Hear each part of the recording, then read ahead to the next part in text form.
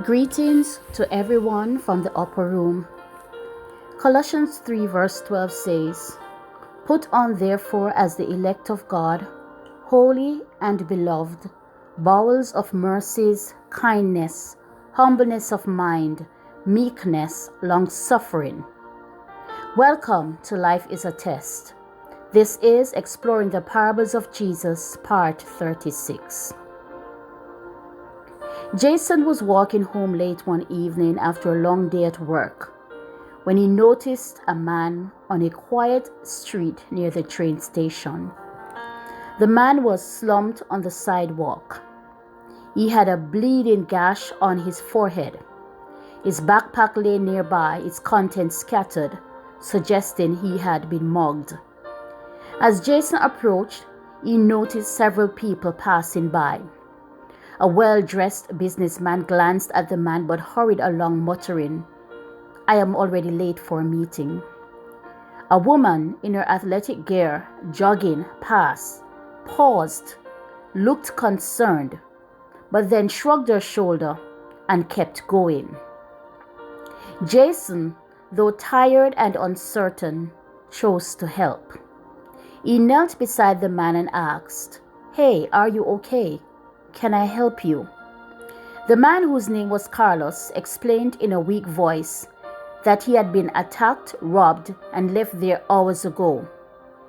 Jason immediately called 911 and waited with Carlos until paramedics arrived. Realizing that Carlos had no ID or money left, Jason offered to accompany him to the hospital and even paid for his medication at the pharmacy. Wanting to do more, Jason made sure Carlos had a safe place to stay, offering him his coat and comfort in the process.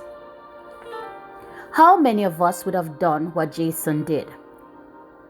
In today's world, many people's first instinct would be to pull out their phones and record the scene for social media likes, instead of offering help. Jason's story reflects the biblical parable of the Good Samaritan, reminding us of the importance of compassion and action in the face of others' suffering.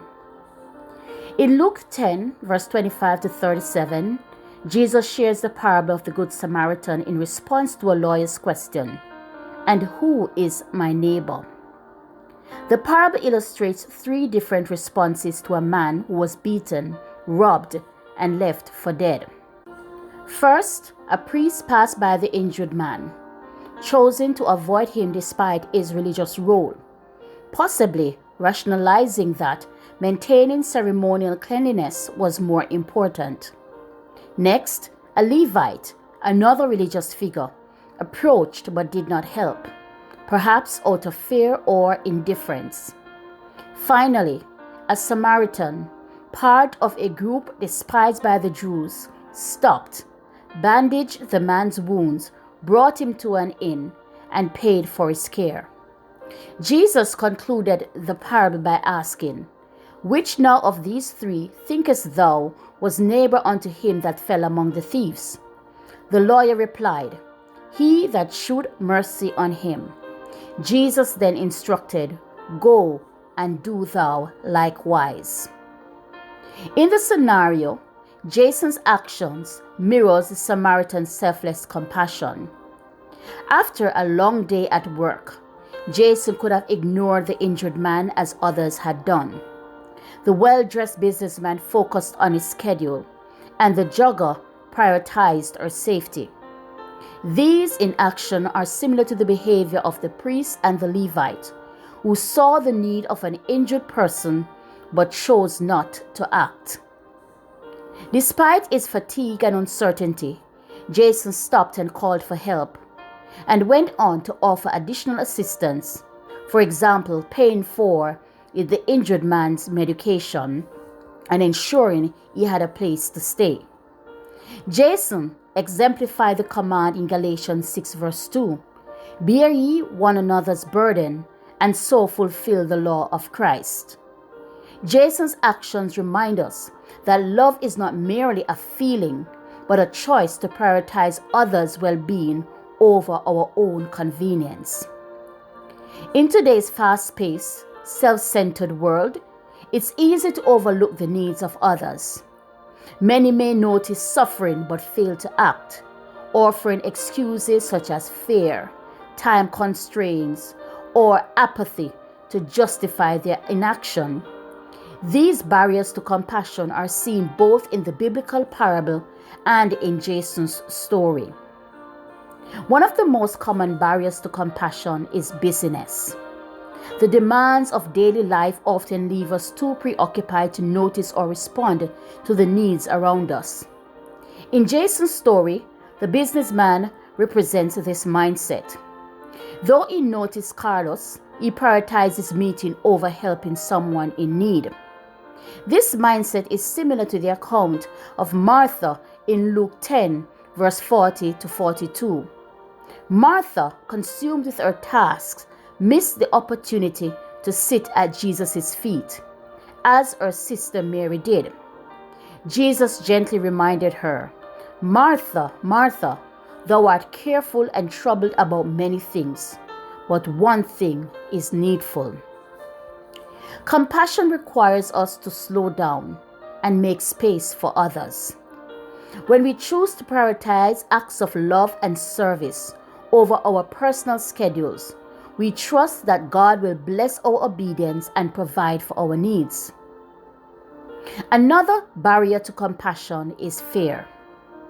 People often hesitate to help others out of concern for personal safety, legal repercussions, or inconvenience. In Jason's story, the jogger's fear for her own safety stopped her from assisting Carlos, despite her being sympathetic. Fear can paralyze us and cause us to dwell on the what-if scenarios. The parable of the Good Samaritan illustrates how love can overcome fear. The Samaritan could have worried about being attacked himself or judged for being a Jewish man, yet he acted out of compassion. The scripture encourages us to trust in God's protection when we step out in faith. Isaiah 41 verse 10 says, "Fear thou not, for I am with thee. Be not dismayed, for I am thy God. I will strengthen thee, yea, I will help thee. Yea, I will uphold thee with the right hand of my righteousness." Helping others often requires us to move beyond our fears, trusting that God will guide and protect us as we serve. Compassion is an act of faith, and God honors those who trust in his obedience and his call. The parable of the Good Samaritan and Jason's story is a challenge to all of us to examine how we respond to the needs of others. In a world where busyness and fear can often dictate our actions, we're reminded of Christ's call to love selflessly and sacrificially. True compassion requires us to move beyond excuses, step out in faith, and prioritize the well-being of others. As Jesus commanded, "Go and do thou likewise." Let us commit to living out his example in our daily interactions, trusting that our acts of love and service glorifies him. Thank you for joining us for this devotion.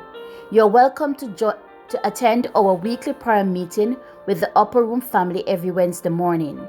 Additionally, we invite women to join the Wailing Women group on Wednesday evening at 7 p.m. Eastern Standard Time. This is an opportunity to connect with other women, receive prayer, and find encouragement.